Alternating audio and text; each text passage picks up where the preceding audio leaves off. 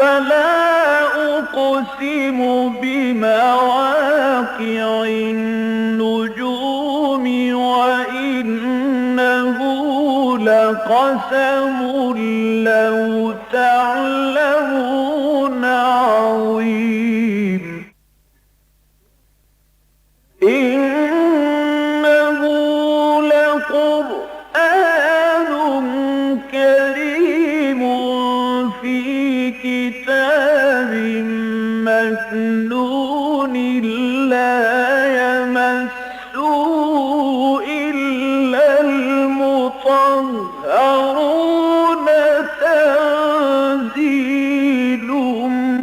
من رب العالمين.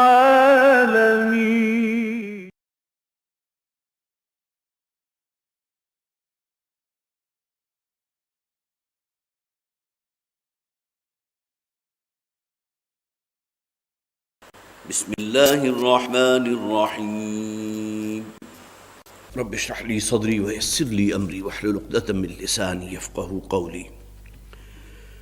اللہم الہمنا رشدنا واعصمنا من شرور انفسنا آمین یا رب العالمین۔ آج چونکہ ہمیں ایک طویل صورت کا آغاز کرنا ہے، لہذا مناسب محسوس ہوتا ہے کہ اس وقت قرآن حکیم میں جس مقام پر ہم ہیں اسے ذہن میں پھر دوبارہ تازہ کر لیں۔ اس مصحف کے اعتبار سے اس وقت ہم تقریباً بالکل وسط میں ہیں قرآن حکیم کے۔ سورہ بنی اسرائیل اور سورہ کہف یہ قرآن کے بالکل وسط میں ایک بہت ہی خوبصورت جوڑا ہے مکی صورتوں کا، اور یہ بات میں بارہا آپ کے سامنے رکھ چکا ہوں، اور یقیناً اب بہت سے حضرات کو شاید یاد بھی ہو چکی ہوگی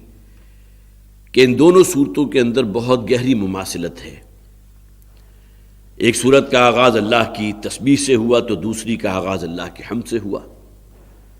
سبحان الذی اسریٰ بعبدہ لیلا من المسجد الحرام اللہ کی تسبیح ہے، وہ ذات کے جو اپنے بندے کو راتوں رات مسجد حرام سے مسجد اقصیٰ لے گئے، بڑی پاک ہے، بہت اعلیٰ و عرفہ ہے۔ اور سورہ کہف الحمدللہ الذی انزل علی عبدہ الکتاب ولم یجعل لہ عوجا، کل تعریف کل حمد ہے اس ذات کے لیے جس نے اپنے بندے پر اس کتاب کو نازل فرمایا اور اس میں کوئی ٹیڑھ اور کجی نہیں رکھی۔ پھر یہ کہ دونوں ہی صورتوں کے تقریباً درمیان میں قصہ آدم و ابلیس بھی موجود ہے۔ ضخامت کے اعتبار سے، حجم کے اعتبار سے بھی دونوں صورتیں تقریباً یکساں ہیں۔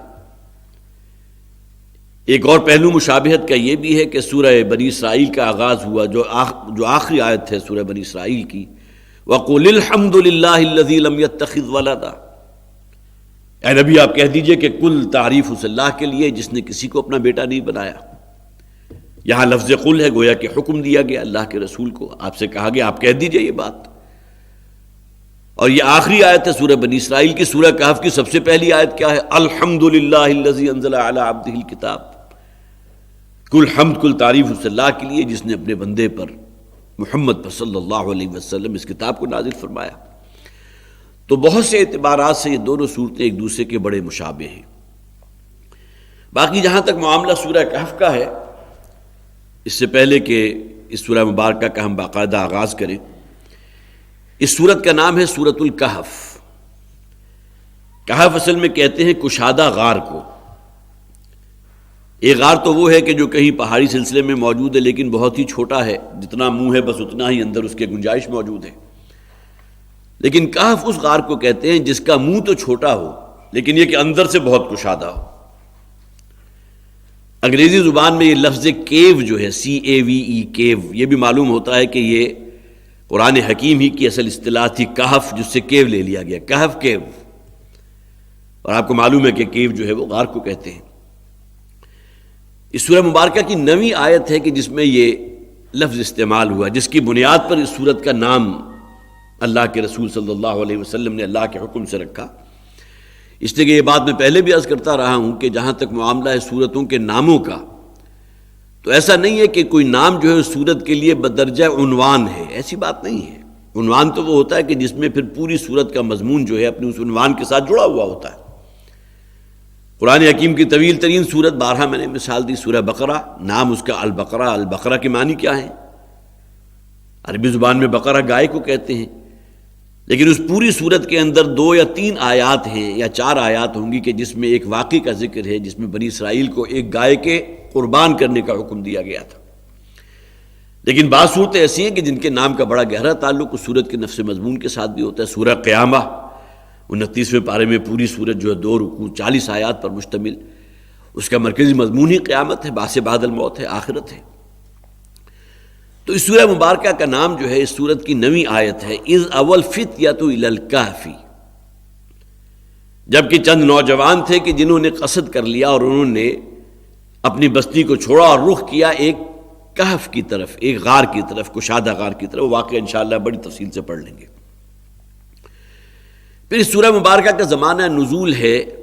مولانا مودودی رحمۃ اللہ علیہ نے نبی اکرم صلی اللہ علیہ وسلم کی مکی زندگی کو 4 ادوار میں منقسم کیا، اور تفہیم القرآن میں یہ بات موجود ہے کہ اس کا زمانہ نزول حضور کی مکی زندگی کا 3را دور ہے۔ اب ظاہر ہے کہ یہ بات اس وقت تک واضح نہیں ہو سکتی جب تک آپ کو معلوم نہ ہو یہ 4 ادوار ہیں کون سے۔ پہلا دور وہ ہے جو تقریباً ابتدائی 2 سال پر مشتمل ہے، ممکن ہے 2، 2.5 یا 1.5 سال، جس میں نبی اکرم صلی اللہ علیہ وسلم نے جب نبوت کا دعویٰ کیا، آپ پر وحی کے سلسلے کا آغاز ہوا، تو بات جو ہے بالکل ہی چٹکیوں میں اڑا دی گئی کہ تو معلوم ہوتا ہے کہ یہ ان کا معاملہ جو ہے کچھ خلل دماغی کا ہے، معاذ اللہ ثم معاذ اللہ۔ اور پھر یہ کہ یہ بھی سوچا گیا کہ ایک دیوانے کی بڑھ ہے، کچھ عرصے کے بعد یہ معاملہ ختم ہو جائے گا، پھر کوئی ظاہر ہے کہ اس کا نام لیوا یا اس بات کو آگے بڑھانے والا نہیں ہوگا، بالکل جسے آپ کا یہ بات کو چٹکیوں میں اڑا دینا۔ اور اس کے فوراً بعد جب دیکھا کہ یہ چٹکیوں میں اڑتے ہوئے بات جو ہے وہ ختم نہیں ہو رہی، تو اب پھر طنز بھی ہے، تشنیع بھی ہے، برے برے الفاظ بھی استعمال کیے گئے، نبی اکرم صلی اللہ علیہ وسلم کو جھوٹا بھی کہا گیا، ساحر بھی کہا گیا، مجنون بھی کہا گیا۔ اور اس دور میں جو صورتیں نازل ہوئی اس میں نبی اکرم صلی اللہ علیہ وسلم کو بڑی تسلی اور تشفی دی گئی، وما انت بنعمت ربک بمجنون، اے نبی صلی اللہ علیہ وسلم آپ پر آپ کے رب کا بڑی نعمت، بڑا احسان ہے، آپ معاذ اللہ مجنون نہیں ہیں، آپ دیوانے نہیں ہیں، آپ کو کوئی خلل دماغ کا عارضہ نہیں ہو گیا۔ اور یہ کہتے ہیں کہ آپ ساحر ہیں، آپ کاہن ہیں۔ جو ساحر ہوتا ہے اس کی شخصیت ایسی صاف ستھری ہوتی ہے جیسی محمد کی ہے صلی اللہ علیہ وسلم۔ جو کاہن ہوتا ہے اس کا قول یا اس کا کہنا یا اس کا جو معاملہ ہے زندگی کا ایسا ہوتا ہے، نکھرا ہوا، صاف ستھرا، جیسا نبی اکرم صلی اللہ علیہ وسلم کا ہے۔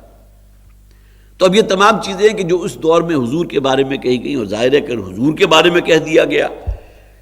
جن کو اسی بستی کے رہنے والوں نے الصادق اور الامین کا خطاب دیا تھا، کا لقب دیا تھا،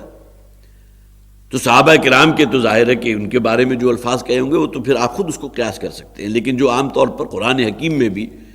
جن آیات کا بھی میں نے آپ کو حوالہ دیا اس میں نبی اکرم صلی اللہ علیہ وسلم کی شان میں بہت ہی نازیبہ الفاظ کہے گئے۔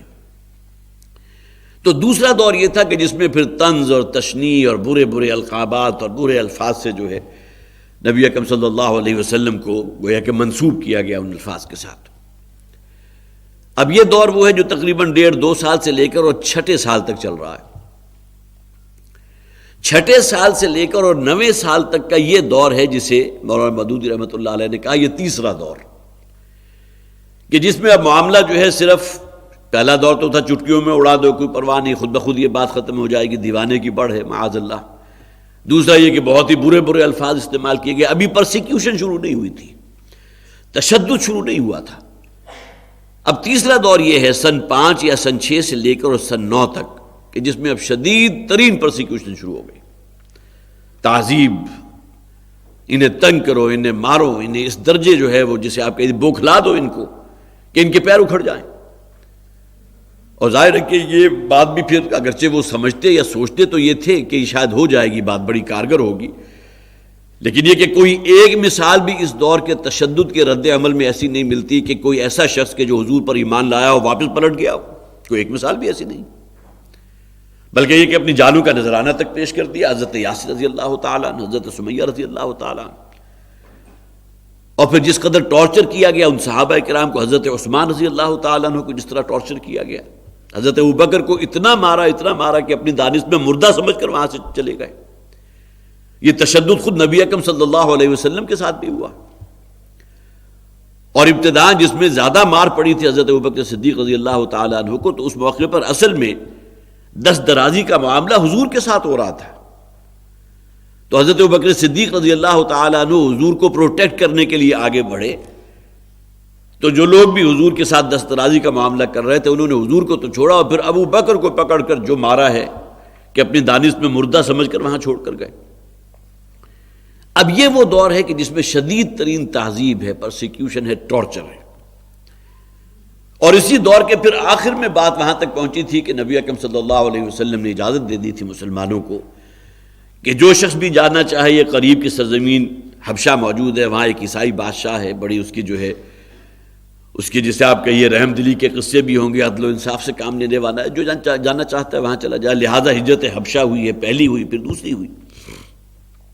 لیکن یہ سورہ مبارکہ ہجرت حبشہ سے پہلے کی نازل شدہ ہے، اس لیے کہ انہوں نے ساتھ یہ بھی حکمت بیان کی ہے مولانا مودود رحمۃ اللہ علیہ نے کہ اصل میں یہاں اصحاب کہف کا واقعہ سنا کر وہ مسلمان نوجوان جو حضور پر ایمان لا چکے تھے، جن کے ساتھ اب شدید ترین جو ہے وہ تعذیب کا معاملہ ہو رہا تھا، تو انہیں گویا کہ ان کی ہمت بندھائی جا رہی ہے کہ آیا وہ آخر وہ بھی تو نوجوان تھے نا. حالانکہ اس دور میں بھی کوئی نبی اور رسول نہیں تھا کہ جس کی معیت میں انہوں نے وہ ٹارچر برداشت کیا ہوتا. وہ تو اپنے علاقے کے گویا کہ اس دور کے نوجوان تھے کہ جنہوں نے کلمہ حق کہا، وہ جابر سلطان کے سامنے کھڑے ہو کر، اس کے بعد پھر انہیں جو ہے وہ غار کے اندر جا کے پناہ لینی پڑی. تو وہ بھی تو آخر ایسے تھے نا جن کے اندر وہ ہمت موجود تھی، وہ جوانمردی موجود تھی، انہوں نے فیس کیا. لہٰذا ان نوجوانوں کو بھی گویا کہ ایک اعتبار سے گویا کہ انہیں تسلی دی جا رہی ہے کہ ایسی بات نہیں ہے، تم سے پہلے کچھ نوجوان ایسے تھے. اصحاب کہف کا واقعہ اس لیے بھی بیان ہو گیا، اگرچہ اس میں ایک تفصیلی روایت بھی ہے، وہ میں بھی آپ کو سناؤں گا. ابن کثیر ان کو لے کر آئے ہیں، اور اس کے علاوہ اور بھی تفاسیر کے اندر اس کا جو ہے ذکر کیا گیا. تو یہ سورہ مبارکہ زمانہ نزول کے اعتبار سے اب بات آپ کی سمجھ میں آئی ہوگی کہ جس میں گویا کہ اب یہ تیسرا دور ہے. چوتھا دور پھر وہ تھا جو آخری، جس میں اب گویا کہ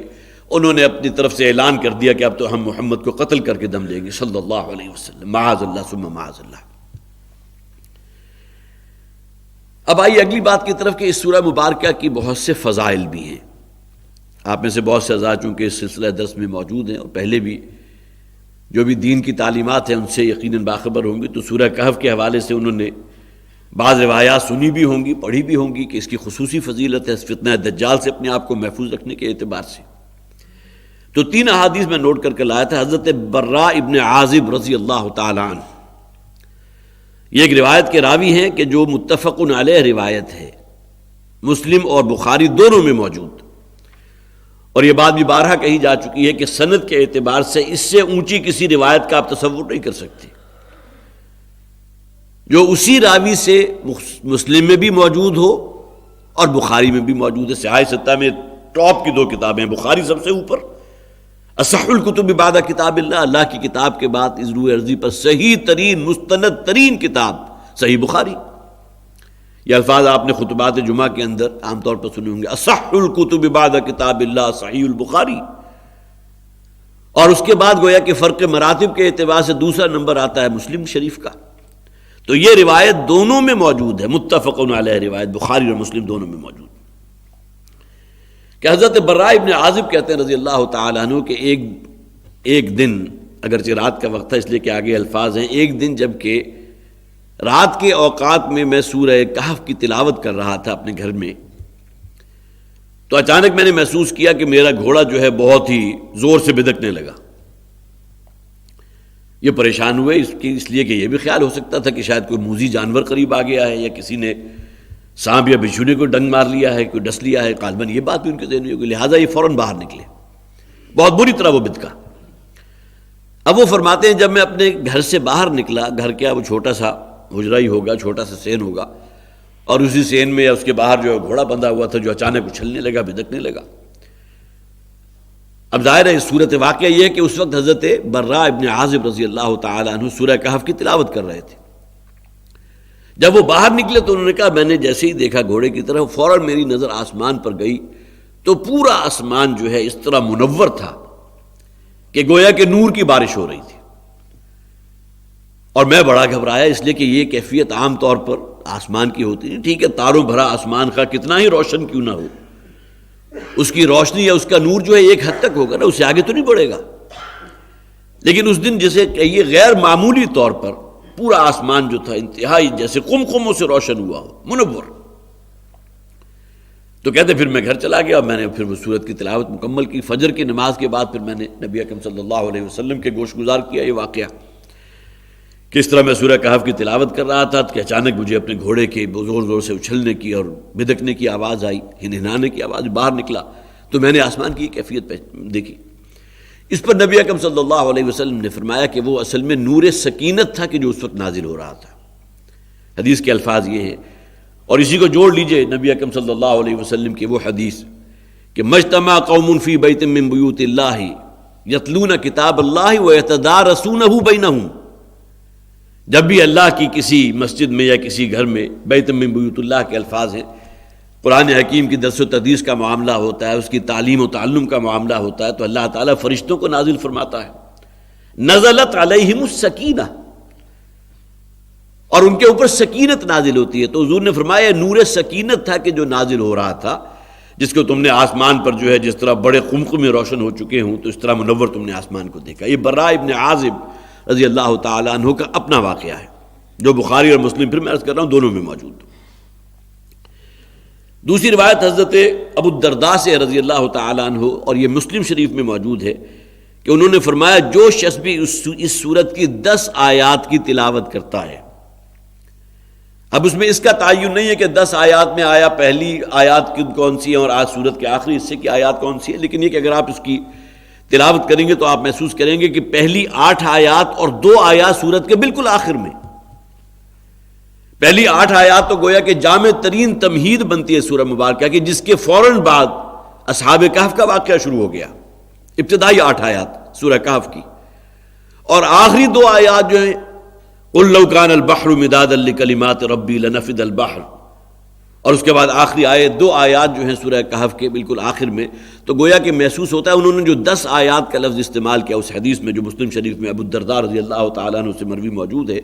کہ جو شخص بھی، حضور نے فرمایا، اس سورہ مبارکہ کی 10 آیات کی تلاوت کرتا ہے روزانہ.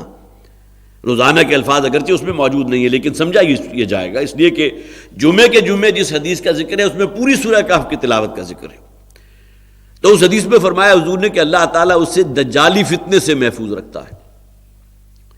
اب 10 آیات اگر آپ سورت کے بالکل ابتدا میں لیں تو 8 آیات تو پہلی اور 2 آیات میں سورہ کہف کا آغاز، اصحاب کہف کے قصے کا آغاز ہوا. لہذا زیادہ بہتر یہ لگتا ہے کہ پہلی 8 آیات اور آخری 2 آیات یہ کل 10 آیات بنتی ہیں کہ جس میں گویا کہ اس کی جو فضیلت ہے، جس میں حضور نے فرمایا کہ فتنہ دجال سے اللہ تعالیٰ اسے محفوظ رکھے گا. اس روایت کے راوی ہیں ابو الدرداء رضی اللہ تعالیٰ عنہ، مسلم میں موجود. اسی طرح مشکات شریف کی روایت ہے بہقی کی، حضرت ابو سعید الخدری رضی اللہ تعالیٰ عنہ، اور یہ روایت آپ نے اکثر سنی بھی ہوگی کہ حضور نے فرمایا کہ جو شخص بھی ہر جمعے کے دن اس سورہ مبارکہ کی تلاوت کو اپنا معمول بنا لیتا ہے، اللہ تعالیٰ اسے ان 2 جمعوں کے مابین ایک نور عطا فرماتا ہے. اب یہ نور وہ ہے کہ جو اسے گویا کہ حق و باطل میں ایک تمیز کرنے کی صلاحیت کہہ لیجئے یا خصوصی حکمت کہہ لیجئے. عموماً وہ دعا آپ بھی مانگتے ہوں گے، اللہم نور قلوبنا بالایمان، اے پروردگار ہمارے قلوب کو ایمان سے منور کر دے. تو گویا کہ سب سے بڑی دولت جو انسان کو حاصل ہو سکتی ہے وہ تو نور ایمان ہے. تو فرماتے ہیں حضرت ابو سعید الخدری رضی اللہ تعالیٰ عنہ کہ اللہ کے رسول نے ارشاد فرمایا کہ جو شخص بھی ہر جمعے کو اس سورہ مبارکہ کی تلاوت کو اپنا معمول بنا لے تو اللہ تعالیٰ اسے ایک نور عطا فرما دیتا ہے. اور الفاظ ہیں 2 جمعوں کے مابین، گویا کہ ہر جمعے اگر وہ پڑھ رہا ہے تو پورے 7 کے 7 دن جو ہیں وہ اللہ تعالیٰ اسے ایک نور عطا فرمائے گا، جس میں گویا کہ اس کے لیے اسلام کی تعلیمات پر عمل کرنا بہت آسان ہو جائے گا، اور پھر جو یقین اور شرح صدر کی کیفیت اس کو حاصل ہوگی جس کو اللہ کے رسول صلی اللہ علیہ وسلم نے نور سے تعبیر کیا. یہ 3 روایات میں خاص طور پر نوٹ کر کے لایا تھا اس سورہ مبارکہ کی فضیلت کے حوالے سے. اب آئیے کہ اس سورت کے جو بڑا حصہ ہے جس میں اصحاب کہف کا واقعہ ہے، پھر ذوالقرنین کا واقعہ ہے، اس کے بعد حضرت موسیٰ علیہ السلام کا جو ایک سفر ہوا تھا حضرت خضر کے ساتھ، اس کا واقعہ، جو حضرات بھی اس سورت کو پڑھتے ہیں، مطالعہ کرتے ہیں، صرف پڑھتے نہیں بلکہ مطالعہ کرتے ہیں، گویا کہ جو پڑھ رہے ہیں اس کو سمجھ بھی رہے ہوں، اس کا ترجمہ یا اس کے حواسی یا اس کے تفاسیر جو ہے وہ بھی اگر ان کے علم میں ہو تو ان کے علم میں ہے کہ یہ تمام باتیں اس صورت میں موجود ہیں۔ تو اس صورت کا بڑا حصہ اصل میں 3 بڑے بڑے واقعات پر مشتمل ہے۔ اصحاب کہف، حضرت موسیٰ علیہ السلام اور حضرت خضر کا معاملہ کیا ہوا تھا، اور تیسرے ذوالقرنین، اگرچہ درمیان میں باغ والوں کا قصہ بھی ہے، اس دنیاوی زندگی کی مثال بھی دی گئی، اور بھی بہت جامع آیات ہیں۔ یہ اصل میں 3 سوالات تھے۔ اب یہاں میں خاص طور پر ابن کثیر کا حوالہ دوں گا، اور یہ بات میں پہلے بھی عرض کر چکا ہوں کہ ابن کثیر کا جب آپ مطالعہ کریں تو اس میں اکثر و بیشتر جو روایات ہوتی ہیں اس میں حوالہ درج نہیں ہوتا، لہذا بعد کے دور میں لکھی ہوئی جتنی بھی تفاسیر ہیں اس کے اندر صرف یہی بات کہہ کر جو ہے آگے بڑھ جاتا ہے کہ ابن کثیر میں یہ روایت موجود ہے۔ جب آپ ابن کثیر کو دیکھتے ہیں اس میں آگے کسی کتاب کا حوالہ نہیں ہے، لہذا اس واقعے کے ساتھ بھی کسی کا حوالہ موجود نہیں، لیکن یہ واقعہ موجود ہے کہ اہل مکہ نے اپنے میں سے 2 اشخاص کا انتخاب کیا، نضر ابن حارث اور ایک عقبہ ابن ابی معیط۔ یہ 2 اشخاص ہیں، دونوں کافروں کے سردار تھے، اور جب پرسیکیوشن یا تشدد کا معاملہ ہوتا ہے تو ان کا ذکر آتا ہے کہ مخالفین جو تھے اللہ کے رسول کی، اور وہ لوگ جو اللہ کے رسول پر ایمان لا چکے تھے، ان میں بہت ہی پیش رہنے والے نضر ابن حارث بھی تھا اور دوسرا عقبہ ابن ابی معیط۔ ان 2 کو اہل مکہ نے منتخب کیا اور انہیں بھیجا۔ اب یہ گویا کہ اس سورہ مبارکہ کے شان نزول، گویا کہ یہ تقریباً سن 4 یا 5 نبوی کی بات ہوگی۔ اس سورت کا زمانہ نزول ہے 6 یا 7 نبوی، ہجرت حبشہ سے پہلے۔ تو ان 2 کو بھیجا کہ جا کر مدینہ میں یہودی آباد ہیں اور وہ اس بات کا دعویٰ کرتے ہیں کہ ہمارے پاس جو ہے اللہ کی کتابیں موجود ہیں، تورات بھی ہے، اور عیسائی کہتے ہیں انجیل بھی موجود ہے۔ تو جا کر ذرا ان سے پوچھو کہ ہمارے ہاں ایک نئے نبی کا ایک جو ہے وہ چرچا ہو رہا ہے، اور وہ کہتا ہے میں اللہ کا نبی ہوں، اللہ کا رسول ہوں، اس کے بارے میں ان کی کتابیں کیا کہتی ہیں۔ تو یہ دونوں اب مکہ سے روانہ ہوئے، بڑا طویل سفر، ظاہر ہے کہ آج تو آپ مکہ سے مدینہ میرا خیال ہے 4 یا 5 گھنٹے میں پہنچ جاتے ہیں، 120-130 کلومیٹر کی سپیڈ سے، لیکن جہاں کسی گھوڑے کے اوپر جانا ہے، گھوڑے کو سستانے کے لیے بھی وقت دینا ہے، پھر خود بھی آرام کرنا ہے، تو کئی دن لگے ہوں گے۔ تو یہ جب مدینہ پہنچے اور وہاں جا کر یہودیوں سے انہوں نے رابطہ کیا، تو یہودیوں نے جب یہ بات سنی تو انہوں نے کہا ہم تمہیں اس کا بڑا آسان سوال بتاتے ہیں، اور وہ حل یہ ہے کہ یہ 3 سوال کرو محمد سے جا کر صلی اللہ علیہ وسلم، جو نبوت کا دعوے دار ہے۔ اور اگرچہ اس روایت کے اندر جو ابن کثیر میں موجود ہے اس کا تفصیلی آگے ذکر موجود نہیں ہے، لیکن محسوس ہوتا ہے اس کو پڑھتے ہوئے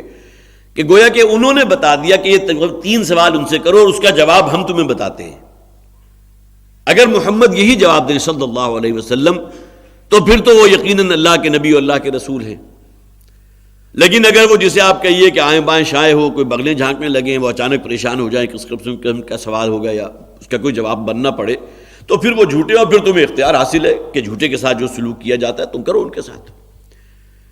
اب یہودیوں نے یہ کہا، یہ 3 سوالات وہ تھے کہ جو اس سورہ مبارکہ میں موجود ہیں، اگرچہ اس سے پہلے ایک روایت میں آپ کو سناتا رہا ہوں کہ جس میں 3 سوالات جو ہے قریش مکہ نے یہودیوں کے سکھلانے پر کیے تھے، لیکن تفصیلی اب یہ میرے مطالعے میں آئی یہ بات۔ سب سے پہلا سوال تو ان سے جا کر پوچھو جنہوں نے رسالت کا دعویٰ کیا ہے کہ یہ اصحاب کہف کا واقعہ کیا تھا،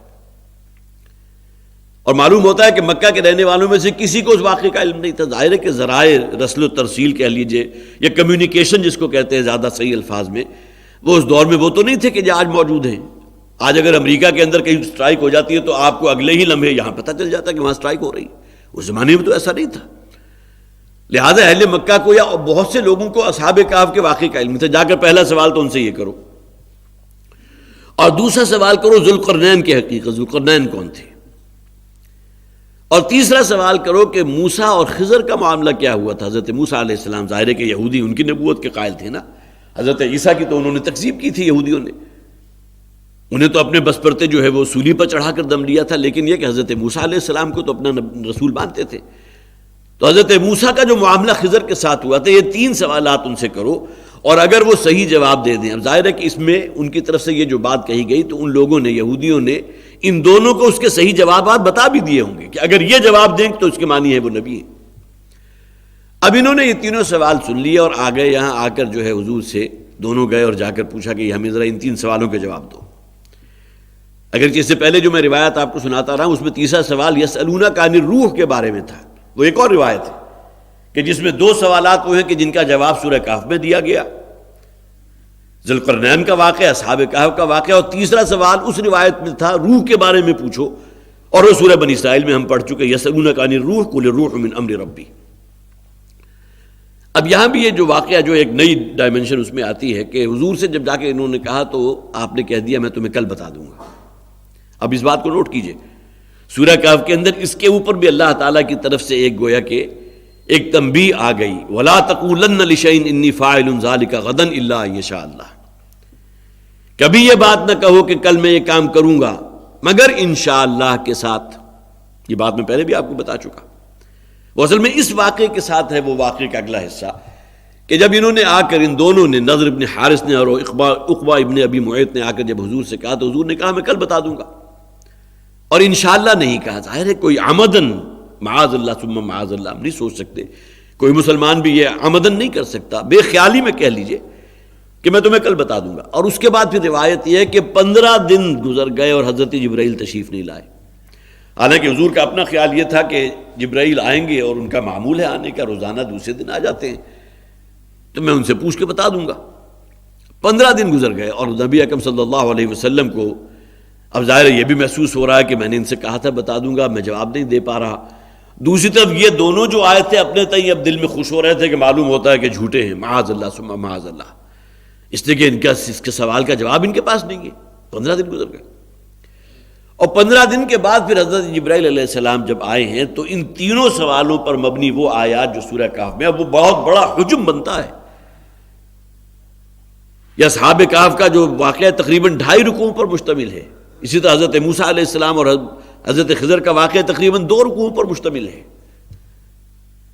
حضرت ذوالقرنین کا واقعہ جو ہے وہ بھی تقریباً 1.5 رکوع پر مشتمل ہے، تو کافی طویل آیات بنتی ہیں۔ وہ پھر نبی اکرم صلی اللہ علیہ وسلم پر یک بارگی نازل ہوئی، اور پھر آپ نے وہ آیات پڑھ کر سنائی کہ یہ حقیقت ہے اصحاب کہف کی،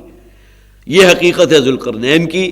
اور یہ وہ واقعہ ہے جو حضرت موسیٰ علیہ السلام اور حضرت خضر کے درمیان ہوا تھا۔ تو یہ طویل روایت چونکہ میرے علم میں بھی پہلی مرتبہ آئی تھی تو لہٰذا میں نے آپ کو اس میں پوری طرح شیئر بھی کیا ہے۔ پھر حوالہ دے رہا ہوں، یہ ابن کثیر میں موجود ہے، لیکن یہ کہ اس میں آگے کسی حوالہ جات کا جو ہے کوئی ذکر موجود نہیں، لیکن اپنی جگہ ابن کثیر چونکہ بہت سلف سے لکھی ہوئی ہے، لہذا بعد کے دور میں جتنی بھی تفاسیر لکھی گئیں تو اکثر بیشتر جو ہے روایات وہ صرف یہ حوالہ دے کر کہ ابن کثیر میں موجود ہے یا بحوالہ ابن کثیر جو ہے گزر جاتے ہیں، گویا کہ جو روایت بھی ابن کثیر میں ہے اس کی یقیناً پوری طرح اوتھینٹسٹی جو ہے، اس کی سند، اس کی صحت، اس کی درایت، اس کی روایت، ہر شے جو ہے پوری طرح مستحکم ہوگی۔ یہ چند باتیں وہ تھی جو اس سورہ مبارکہ کے حوالے سے میں تمہیداً عرض کرنا چاہ رہا تھا۔ اب آئیے کہ اس سورت کا ہم باقاعدہ مطالعہ شروع کرتے ہیں۔ بسم اللہ الرحمن الرحیم، الحمد للہ الذی انزل علی عبدہ الکتاب ولم یجعل لہ عوجا۔ کل حمد، کل تعریف ہے اس اللہ کے لیے کہ جس نے اپنے بندے پر، مراد ہے محمد صلی اللہ علیہ وسلم، الکتاب کو نازل فرمایا۔ یہاں اس بات کو نوٹ کر لیجئے، انزلہ نازل کر دیا، اور پچھلا درس جو تھا سورہ بنی اسرائیل کا جو آخری رکوع تھا وہاں نزلناہ تنزیلا کا لفظ پڑھا تھا ہم نے، کہ ہم نے اس قرآن کو آپ پر نازل کیا بہت ہی ٹھہر ٹھہر کر، وقفے وقفے سے، آہستہ آہستہ، تاکہ آپ اس کا تحمل کر سکیں، برداشت کر سکیں۔ اور اس موقع پر میں نے عرض کیا تھا کہ انزال کے معنی ہے یک بارگی کسی شے کو نازل کر دینا، اور یہاں وہ نازل کرنا جو مراد ہے وہ لوح محفوظ سے سمائے دنیا تک اللہ تعالیٰ نے قرآن کو نازل فرمایا۔ انزلنا، انا انزلناہ فی لیلۃ القدر، وہ ایک ہی رات کا وہ ایک لمحہ تھا یا ایک ساعت تھی کہ جس میں اللہ تعالیٰ نے اپنے اس کلام کو لوح محفوظ سے سمائے دنیا تک منتقل کر دیا تھا، اور اس کے بعد نبی اکرم صلی اللہ علیہ وسلم پر یہ قرآن جو نازل ہوا ہے تو بطرز تنزیل نازل ہوا ہے۔ وَنَزَّلْنَاهُ تَنزِيلًا، یہ سورہ کہف، سورہ بنی اسرائیل کی آیت نمبر 136 جو ہم نے پچھلی مرتبہ پڑھی تھی۔ اب یہاں سب سے پہلے لفظ الحمدللہ کو نوٹ کیجیے، اگرچہ بارہا وہ باتیں میں عرض کر چکا ہوں، اس کا میں اعادہ نہیں کروں گا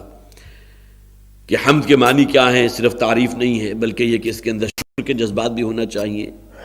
اور بہت سے وہ اذکار مسنونہ موجود ہیں کہ جس میں اللہ کے رسول صلی اللہ علیہ وسلم نے اپنے اس ذکر کا آغاز جو الحمدللہ سے کیا، الحمدللہ الذی احیانی بعد ما اماتنی والیہ النشور، الحمدللہ الذی اذھب عنی الاذی وعافانی۔ کوئی نیک کام انسان سے اگر بن پڑے، الحمدللہ الذی ہدانا لہذا وما کنا لنہتدی لولا ان ہدانا اللہ، یہ تو قرآن کی آیت بھی ہے۔ اور یہ کلمہ حمد تو وہ ہے کہ جب اہل جنت جو ہے جنت میں پہنچا دیے جائیں گے تو وہ ترانہ حمد ان کی زبان پر آئے گا کہ کل تعریف، کل حمد، کل شکر اللہ کے لیے ہے جس نے ہمیں ہدایت فرمائی اور یہاں تک پہنچا دیا، الحمدللہ الذی ہدانا لہذا۔ لیکن یہ کہ کوئی بھی نیکی کا کام اگر آپ سے بن پڑے، آپ کو اللہ تعالیٰ اس کی توفیق عطا فرما دے، تو الحمدللہ کے الفاظ یقین ہونے چاہیے۔ تو میں نے خاص طور پر نوٹ کیا تھا قرآن حکیم میں یہ لفظ الحمدللہ قرآن میں 23 مرتبہ آیا ہے، بالکل اسی طرح الحمدللہ۔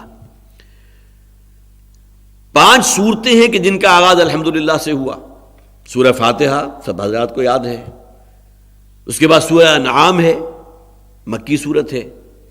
پھر سورہ کہف ہے الحمدللہ الذی انزل علی عبدہ جو ہم پڑھ رہے ہیں، یہ بھی مکی صورت ہے، پھر سورہ سبا اور سورہ فاطر، یہ دونوں صورتیں بالکل ساتھ ساتھ جڑواں صورتیں ہیں اور دونوں کا آغاز لفظ الحمدللہ سے ہوا۔ تو 5 مرتبہ تو یہ لفظ الحمدللہ صورتوں کے آغاز میں ہوا، گویا کہ اللہ کی حمد سے کسی بڑی صورت کا، طویل صورت کا آغاز ہو رہا ہے، سوائے سورہ فاتحہ کے وہ مختصر ہے، باقی تمام صورتیں طویل ہیں۔ لیکن جہاں آپ کہیں گے صورتوں کے درمیان بھی یہ لفظ الحمدللہ، 23 میں صرف 5 نکال دیجئے تو 18 مرتبہ قرآن حکیم میں صورتوں کے درمیان میں بھی وَقُلِ الْحَمْدُ لِلَّهِ الَّذِي لَمْ يَتَّخِذْ وَلَدًا۔ اب یہاں صورت کا آغاز تو نہیں ہو رہا ہے، سورہ بنی اسرائیل کی آخری آیت ہے وَقُلِ الْحَمْدُ لِلَّهِ الَّذِي لَمْ يَتَّخِذْ وَلَدًا، تو 18 مرتبہ قرآن حکیم میں الحمدللہ جو ہے وہ صورتوں کے درمیان میں آیا۔ اس کا فوری طور پر میں نے تقابل کیا کہ سبحان اللہ کا لفظ قرآن میں کتنی مرتبہ آیا، تو خالصتاً ان الفاظ کے ساتھ سبحان اللہ۔ میں نے عرض کیا تھا کہ سورہ بنی اسرائیل کا آغاز اللہ کی تسبیح سے ہوا، لیکن وہاں سبحان اللہ نہیں ہے، سبحان الذی اسریٰ بعبدہ لیلا من المسجد الحرام، تسبیح تو ہے لیکن اللہ کا نام لینے کی بجائے کہا گیا کہ وہ ذات کے جو اپنے بندے کو مسجد حرام سے مسجد اقصیٰ تک لے گئی، اگرچہ تسبیح وہاں ہے لیکن خالص ان الفاظ کے ساتھ سبحان اللہ قرآن حکیم میں 7 صورتوں میں آیا ہے۔ کسی صورت کا آغاز سبحان اللہ سے نہیں ہوا۔ سورہ روم میں آیا، سورہ صافات میں آیا، سورہ انبیاء میں آیا، سورہ یوسف میں، سورہ مومنون میں، سورہ نمل اور سورہ قصص میں بائے نہیں یہ الفاظ سبحان اللہ،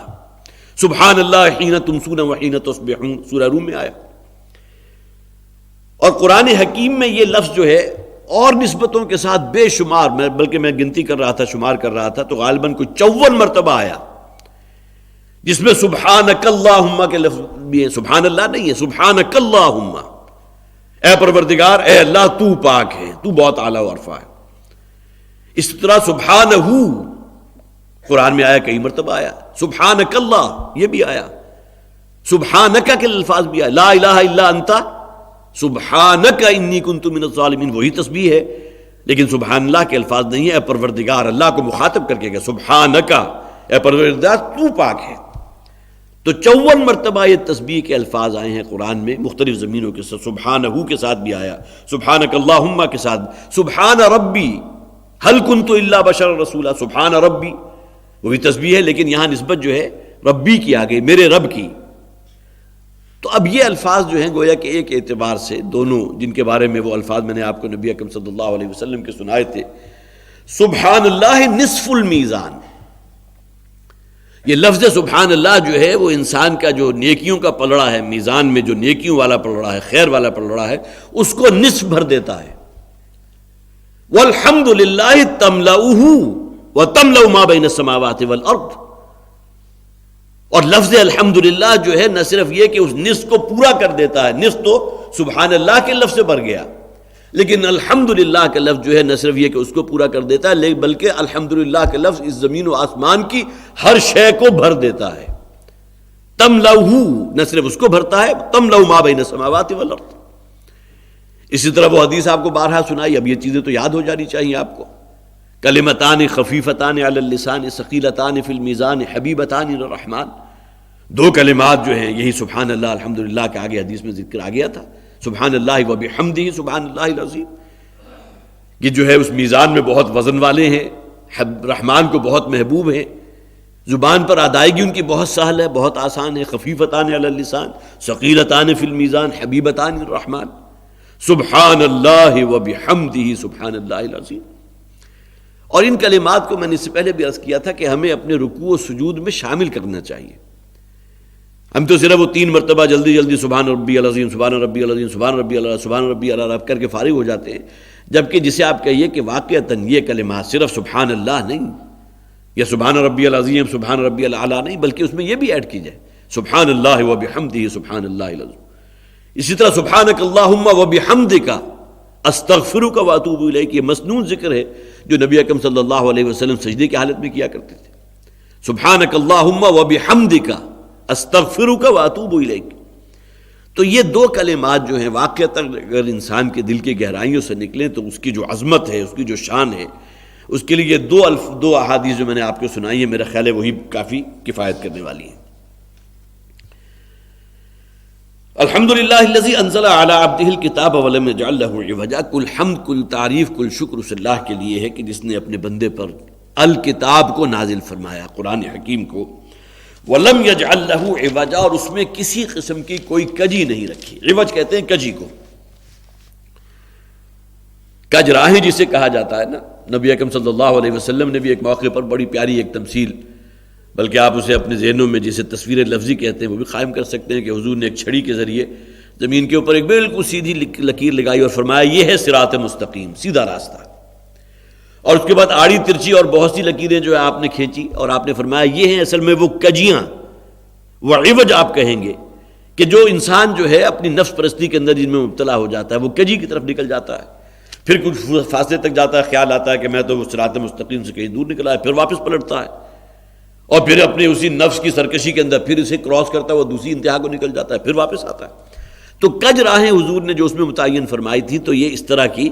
بہت سی آڑی ترچی لکیروں کی شکل میں کہ جو اصل میں صراط مستقیم سے انحراف کہلاتی ہے. وَلَمْ يَجْعَلْ لَهُ عِوَجًا، اور اللہ تعالیٰ نے اس قرآن حکیم میں یا اس کے اندر کسی قسم کی کوئی ٹیڑھ یا کجی نہیں رکھی. آگے اس کی تفسیر آگے قیما لینذر بأسا شدیدا من لدن. یہ قرآن قیم ہے. اب قیم کا لفظ جو ہے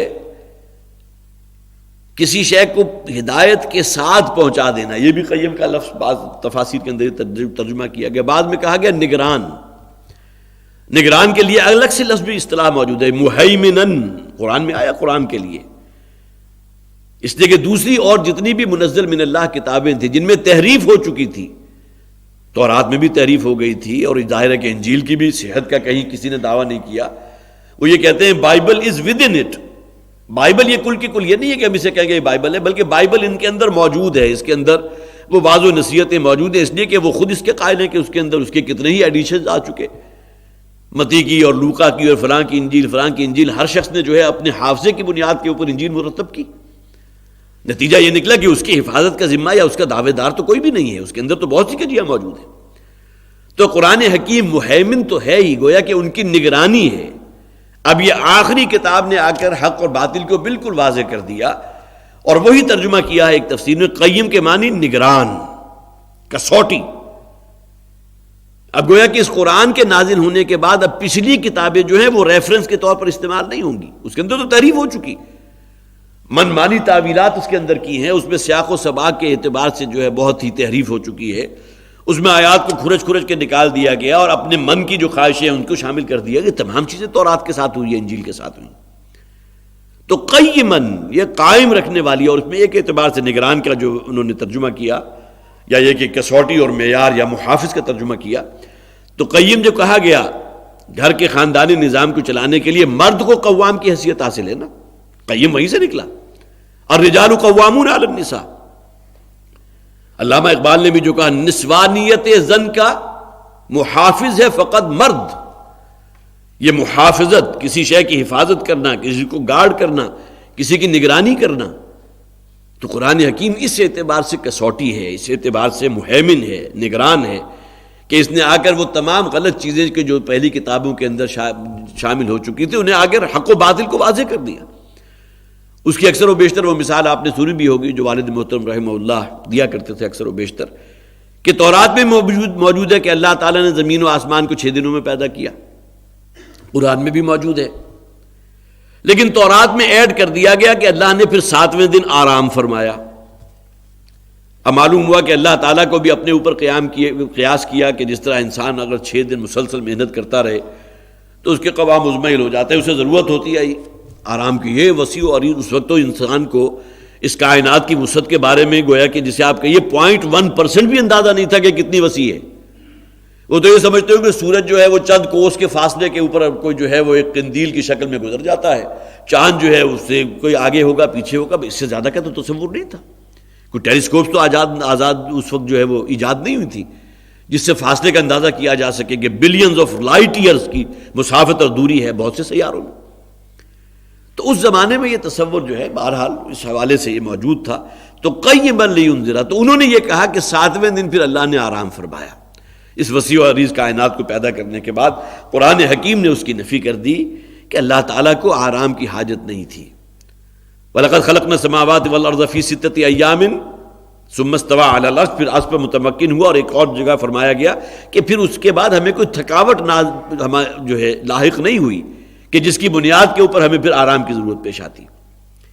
تو قیما لینذر باسا شدیدا، یہ اصل میں نگران ہے، مہیمن ہے، ٹھیک بات کرنے والا ہے، سیدھی بات کرنے والا ہے، ہدایت کا جو سیدھا راستہ ہے اس کو واضح کرنے والا ہے۔ یہ تمام تعبیرات ہیں لینذر باسا شدیدا من لدنہ، تاکہ خبردار کر دے ایک بہت بڑے عذاب سے، بہت بڑی آفت سے، بہت بڑے ایونٹ سے جو اس کی طرف سے آئے گی، اللہ کی طرف سے آئے گی۔ مراد ہے قیامت۔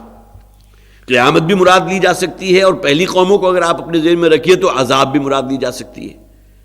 کہ اللہ تعالیٰ جن نبیوں اور رسولوں کو بھیجتا رہا تو آ کر جو اپنی قوم کو جو متنبع کرتے رہے تو عذاب سے ڈراتے رہے کہ عذاب تمہارے اوپر نازل ہوگا اگر تم نے اللہ کو ایک نہ مانا اور یہ بت پرستی اور شرک کی تمام چیزیں جو ہیں یہ خرافات ترک نہ کی۔ تو قیما لینذر باسا شدیدا من لدنہ، ایک تو انذار آ گیا،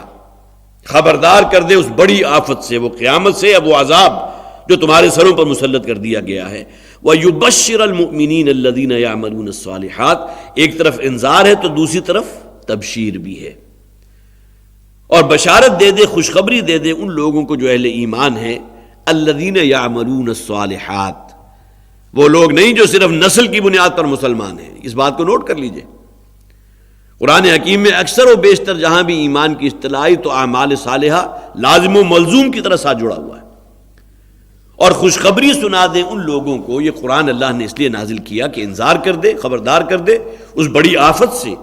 اور خوشخبری دے دے اہل ایمان کو، الذین یعملون الصالحات، وہ اہل ایمان کے جو نیک اعمال کرنے والے ہیں، ان لہم اجرا حسنا، کہ ان کے لیے بہت اچھا بدلہ ہے جو اللہ کے پاس موجود۔ نبی اکرم صلی اللہ علیہ وسلم کی بھی یہی 2 حیثیتیں ہیں، نذیر اور بشیر۔ انذار مقدم ہے بشارت پر۔ قرآن حکیم کی بھی یہی 2 حیثیتیں ہیں، خبردار کرنے والا، یہ بھی نذیر ہے، یہ بھی انذار کا فریضہ انجام دیتا ہے، انذار کا کام کر رہا ہے۔ اسی طرح یہ بشیر بھی ہے، بشارت بھی دینے والا ہے۔ جس طرح نبی اکرم صلی اللہ علیہ وسلم کے جہاں اللہ تعالیٰ کے 99 نام آئے ہیں، تو بہت سے حضرات نے جو ہے نبی اکرم صلی اللہ علیہ وسلم کی بھی بہت سی صفات کو جمع کر کے حضور کے لیے بھی 99 نام جو ہے وہ تخلیق کر دیے۔ مجھے نہیں معلوم کہ وہ کسی حدیث میں باقاعدہ موجود ہیں یا نہیں، لیکن یہ کہ یہ تو بہرحال وہ روایات جو ہیں صحیح روایات ہیں جن میں اللہ تعالیٰ کے اسماء حسنہ 99 کی تعداد میں آئے، اور اس کے اندر حضور کا نام جو ہے نذیر بھی ہے، قرآن حکیم میں بھی آیا، اسی طرح بشیر بھی ہے۔ انذار اسی سے نذیر نکلا، اور بشارت اس سے بشیر نکلا، قرآن بھی اور نبی اکرم صلی اللہ علیہ وسلم بھی۔ ماکثین فیہ ابدا،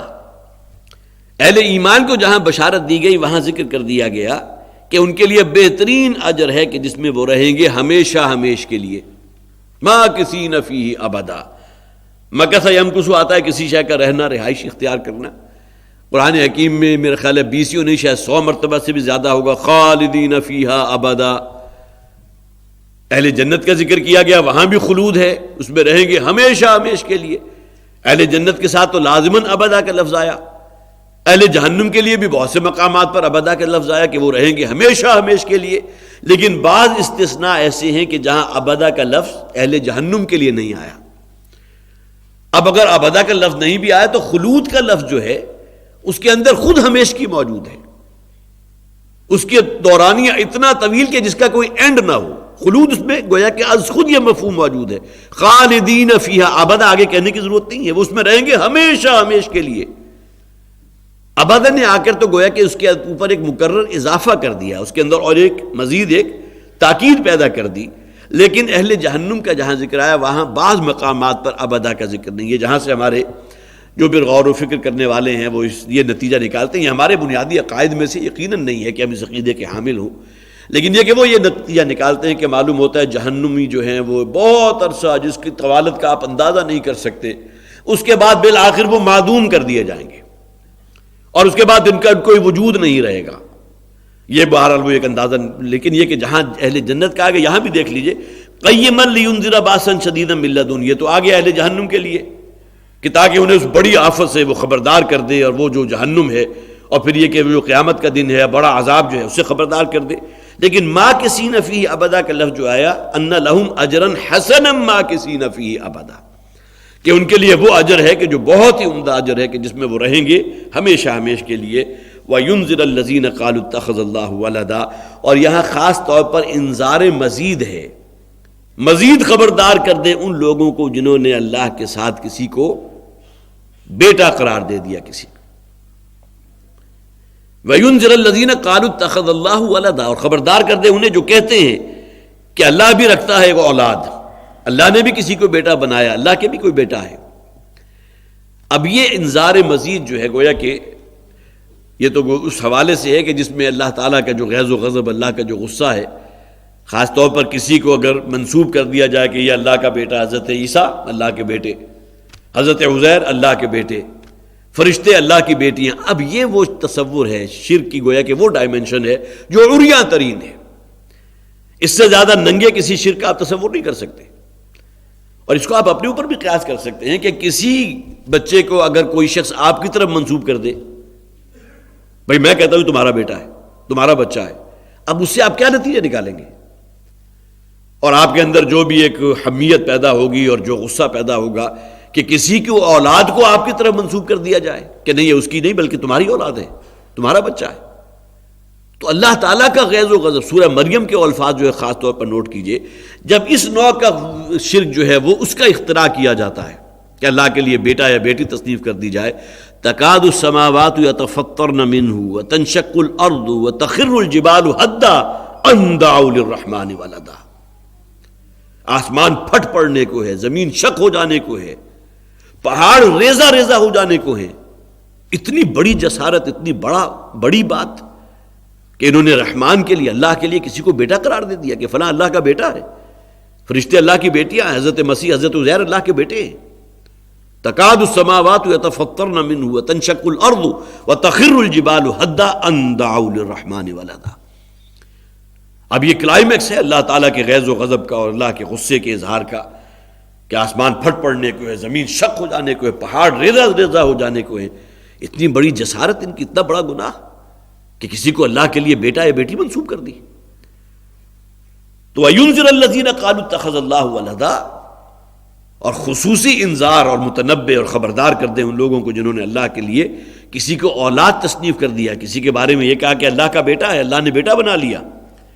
مَا لَهُم بِهِ مِنْ عِلْمٍ وَلَا لِآبَائِهِمْ، اتنی بڑی جسارت جو انہوں نے کی جس کے لیے کوئی علمی بنیاد نہ ان کے پاس ہے، ان کے آباء و اجداد کے پاس ہے. کوئی بات اگر منہ سے نکالی جائے تو کوئی اس کی بنیاد تو ہونی چاہیے، کوئی علمی دلیل، کوئی منطقی دلیل تو ہو. مَا لَهُم بِهِ مِنْ عِلْمٍ وَلَا لِآبَائِهِمْ، کوئی علمی بنیاد نہ ان کے پاس ہے، نہ ان کے والدین کے پاس ہے، آباء و اجداد کے پاس. اور آگے پھر وہ الفاظ ہے کبرت کلمۃ تخرج من افواہہم، بہت بڑی بات ہے، بہت بڑی جسارت ہے کہ جو ان کے منہوں سے نکلی ہے، جو انہوں نے یہ الفاظ استعمال کیے کہ اللہ کے لیے کوئی بیٹا ہے یا بیٹی ہے. اب یہ اتنی بڑی جسارت، اتنا بڑا گناہ، کبرت کلمۃ تخرج من افواہہم، جو ان کے منہ سے نکل رہی ہے. ان یقولون الا کذبا، جو کچھ کہہ رہے ہیں سوائے جھوٹ کے اور کچھ نہیں. لیکن یہ کہ بہرحال انہی بنیادوں کے اوپر پوری آگے امتیں چلتی رہیں جو اسی عقیدے کو لیے ہوئے تھی. حضرت مسیح علیہ السلام کو ابن اللہ کہنے والے آج بھی موجود ہیں. یہ تو نہیں تھا کہ یہودی کے انتقال کے بعد یا ان کے جو انتقال تو ان کا نہیں ہوا، ان کا تو رفع آسمانی ہوئی تھا. اس دنیا سے رفع کے بعد اسی وقت کچھ لوگ ہوئے تھے جنہوں نے کہہ دیا، اس کے بعد وہ لوگ مر کھپ گئے. نہیں، آج بھی ان کے عقیدے کا جز ہے. یہ الگ بات ہے کہ وہ گورکھ دھندا ابھی تک نہیں سمجھ میں آیا کہ وہ تثلیث جو ہے خدا ہے اور پھر یہ بیٹا ہے، پھر روح القدس ہے، پھر حضرت مریم کو کہاں ایڈجسٹ کرتے ہیں، پھر روح القدس سے کیا مراد ہے، جبرائیل مراد ہیں یا یہ کہ حضرت مریم مراد ہے، وہ ان کے اپنا نہ وہ سمجھنے کا نہ سمجھانے کا، وہ معمہ ہے جو نہ سمجھتا ہے نہ سمجھانے کا ہے، تثلیث کا عقیدہ۔ لیکن بہرحال اس کے تو قائل ہیں، حضرت مسیح علیہ السلام ابن اللہ کہتے ہیں، سن آف گاڈ۔ تو ما لہم بہ من علم ولا لآبائہم کبرت کلمۃ تخرج من افواہہم، بہت بڑی بات ہے کہ جو ان کے منہ سے نکلی ہے، ان یقولون الا کذبا، جو کہہ رہے ہیں کل کا کل جھوٹ ہے، کوئی بنیاد نہیں اس کی۔ فلعلک باخع نفسک علی آثارہم ان لم یؤمنوا بہذا الحدیث اسفا، تو شاید کہ اے نبی صلی اللہ علیہ وسلم آپ اپنے آپ کو ہلاکت میں ڈال لیں، علی آثارہم، ان کے پیچھے، ان کے خیال میں، ان لم یؤمنوا، اگر یہ ایمان نہ لائیں، بہذا الحدیث اسفا، حالانکہ یہ بات کہ جو آپ ان تک پہنچا رہے ہیں ان تک پہنچ رہی ہے، ان کے جتنے بھی فرسودہ جو بھی باطل نظریات تھے سب کی نفی ہو رہی ہے، جو لوگ اللہ کے لیے کسی بیٹا یا بیٹی کے قائل تھے اس کی بھی نفی ہو رہی ہے، لیکن اس کے باوجود جو ہے شاید کہ آپ ان کے اوپر ان کے اس افسوس میں کہ یہ ایمان کیوں نہیں لا رہے، اپنے آپ کو ہلاک کرنے کے درپے ہیں، اور اس کے اوپر انتہائی جسے آپ کہیے کہ بہت ہی پریشان ہیں، بہت ہی مایوس ہو چکے ہیں کہ اب یہ لوگ ایمان کیوں نہیں لا رہے۔ اب یہ وہ شے ہے، گویا کہ اب یہ سورہ مبارکہ جیسا کہ میں نے عرض کیا تھا کہ یہ حضور پر نازل ہوئی سن 6 یا 7 نبوی سمجھ لیجئے، تو حضور صلی اللہ علیہ وسلم کو دعوت و تبلیغ کا کام کرتے ہوئے 6-7 برس بیت گئے، اور وہاں کے جو بھی سرکردہ لوگ تھے ان میں سے اکثر و بیشتر وہ تھے جو ٹس سے مس ہونے کو تیار نہیں۔ مکی قرآن کا بہت سا حصہ نازل ہو چکا، بارہا وہ باتیں ان کے سامنے آ چکی، پہلی قوموں کا ذکر بھی آ چکا جن کی طرف اللہ تعالیٰ اپنے نبیوں اور رسولوں کو بھیجتا ہے، جن کے لیے بالآخر جو ہے ہلاکت کا فیصلہ، وہ سب کچھ ہو گیا، اس کے باوجود یہ ٹس سے مس ہونے کو تیار نہیں۔ تو اے نبی صلی اللہ علیہ وسلم شاید آپ اس غم میں اپنے آپ کو ہلاک کر لیں گے، یہ کیوں آگے نہیں بڑھ رہے؟ اتنی سی بات ان کی سمجھ میں کیوں نہیں آ رہی؟ وہی بات ہے نا جو سورہ حج مکی صورت ہے اس کے آخر میں جو کہا گیا، یا ایھا الناس ضرب مثل فاستمعوا له ان الذين تدعون من دون الله لن يخلقوا ذبابا ولو اجتمعوا له۔ کس کس پیرائے میں انہیں بات نہیں سمجھائی، کیسے کیسے اسلوب سے ان کے اوپر بات واضح نہیں کی کہ وہ مورتیاں جو تم اپنے ہاتھوں سے بناتے ہو، جو ایک مکھی تک کی تخلیق پر قادر نہیں ہے، ایک مکھی کو اپنے سامنے سے جو ہے ہلا نہیں سکتے، ہٹا نہیں سکتے، حلوے مانڈے جو پڑے ہوئے مکھیاں بنا رہی ہیں، اس کے باوجود تم سمجھتے ہو کہ یہ شاید تمہارے حاجت روا ہیں، مشکل کشا ہیں، یہ شاید تمہاری تمام ضرورتیں پورا کرنے والے ہیں۔ یہ الگ بات ہے کہ اس اعتبار سے وہ توحید کے قائل تھے کہ زمین و آسمان کو اللہ نے پیدا کیا، بارش اللہ برساتا ہے، زمین سے فصلوں کو نکالنے والا، زمین میں قوت نمو اللہ نے رکھی، اس بات کو مانتے تھے، لیکن اس کے باوجود مشکل کشائی اور حاجت روائی اس کے لیے گویا کہ انہوں نے وہ دیویاں اور یہ تمام چیزیں جو ہیں وہ جس کو آپ کہیے ان کی خلقت ہو گئی تھی ان کے ہاتھوں، لہذا انہیں وہاں متنبع کیا گیا۔ ضرب مثلا فاستمعوا له، ایک مثال اللہ بیان کرتا ہے، ذرا کان لگا کر سنو، ان الذين يتدعون من دون الله لن يخلقوا ذبابا ولو اجتمعوا له، یہ جن کو تم اللہ کے سوا پکار رہے وہ تو ایک مکھی کی تخلیق پر بھی قادر نہیں ہے، تمہیں کوئی بیٹا یا بیٹی دے دینا، تمہیں اولاد دے دینا، تمہاری مشکل رفع کر دینا، تمہاری کسی حاجت کو بر لانا، یہ ان کے بس میں کہاں ہے، یہ تو ایک مکھی تک پیدا نہیں کر سکتے۔ تو کون کون سا اسلوب تھا کہ جو مکی صورتوں میں واضح نہیں ہوتا رہا اب تک جو قرآن نازل ہو چکا، لہذا نبی اکرم صلی اللہ علیہ وسلم کے اوپر جو ہے بہت ہی شدید جسے آپ کہیے کہ یہ دباؤ تھا کہ یہ ایمان کیوں نہیں لا رہے، اور دوسری طرف مکی صورتوں میں جن رسولوں کا ذکر کیا گیا تو معلوم ہوتا ہے کہ شاید پیمانہ صبر جو ہے اللہ تعالیٰ کا وہ بھی لبریز ہونے والا ہے، کیا جب کہ اللہ تعالیٰ کی طرف سے ان کے اوپر وہ آسمان سے کوئی عذاب ایسا نازل ہو کہ تمام لوگ جو ہے ہلاک کر دیے جائیں۔ اگرچہ اس بات کا تو یہ پوری طرح جو ہے یقین تھا کہ اہل ایمان کو اور وقت کے رسول کو اللہ لازماً بچاتا رہے گا، اپنے بارے میں کوئی اندیشہ نہیں تھا، لیکن یہ اپنے ہی کتھن کنس تھے نا، اپنے ہی قبیلے کے لوگ تھے، اپنے ہی علاقے کے رہنے والے تھے، اپنے ہی بھائی بند تھے، ان کے بارے میں یہ اندیشہ ہوتا تھا کہ اللہ کا عذاب آیا تو ان کا کیا بنے گا، یہ تو گویا کہ جہنم واصل ہو جائیں گے سب۔ تو شدید ترین یہ دباؤ تھا جو حضور پر تھا، جس کو یہاں فرمایا گیا فَلَعَلَّكَ بَاخِعٌ نَفْسَكَ عَلَىٰ آثَارِهِمْ